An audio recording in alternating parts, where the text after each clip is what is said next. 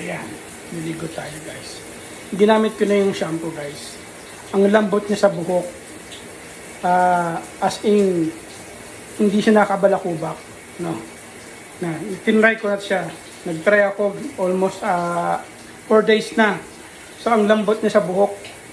Pwede ito sa pambabae, panlalaki, pwede rin to. Ayan guys. So. Di ko lang alam kung mayroon nito sa Pilipinas. Kasi dito to sa Japan nakita ko. Ayan.